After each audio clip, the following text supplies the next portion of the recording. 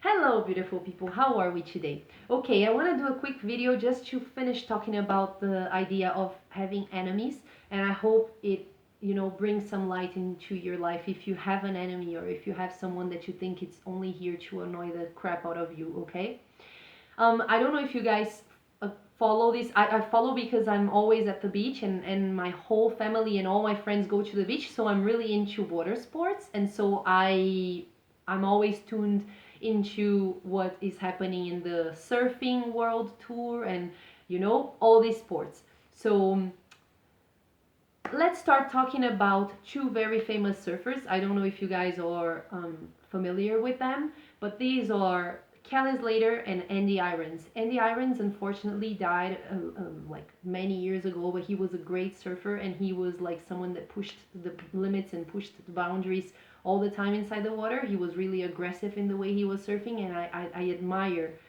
his nerves. He would go into and in a very brutal, energetic, powerful way.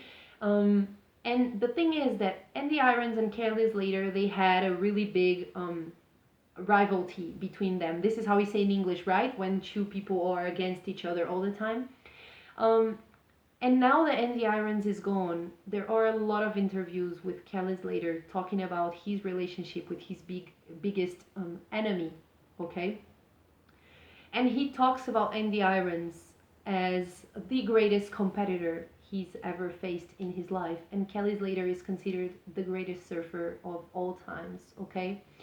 He said that no one could challenge him more than Andy Irons, and that for him it was really exciting because it got to a point where everybody thought like, oh, I can't beat Kelly Slater, and Andy Irons, no, he felt like he could, and he wanted to, and he was going against it real strongly, and this made Kelly Slater have to be better because there was someone that was really willing to challenge him, okay? And probably if Andy Irons was still here with us, he would be still like pushing a lot of the boundaries of his enemy, okay?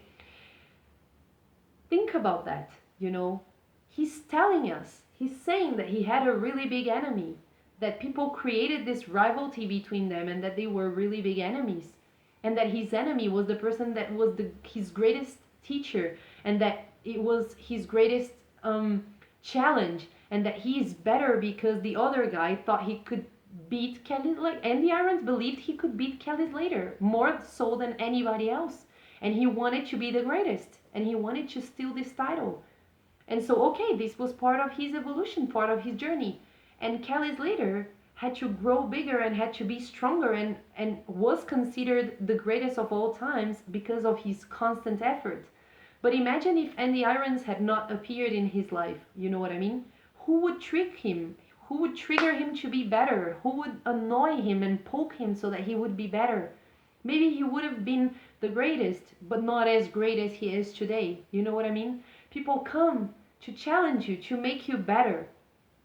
So if someone is annoying you a lot, maybe this person has something to teach you. You don't have to hug this person. You don't have to be this person's best friend. You really don't. But think about the fact that maybe this person is giving away all her energy to prove you wrong, and that maybe this is exactly what you need to achieve the level of greatness that you see in your dreams, that you see in your mind, that you see in your spirit when you think of who you want to be in the future. You know what I mean? Don't think of your enemies as someone that wants to kill your vibe. Maybe their intention is to kill your vibe, but this is their intention. What are you gonna do with that? Are you gonna let them kill your vibe?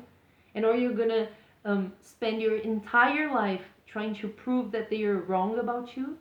Or are you gonna try and compete against your own self and just use all the energy that this person is disposing freely into your body to become a better person? Because the truth is that when someone has a problem with you and she keeps talking and thinking about you all the time, her entire energy is coming towards you.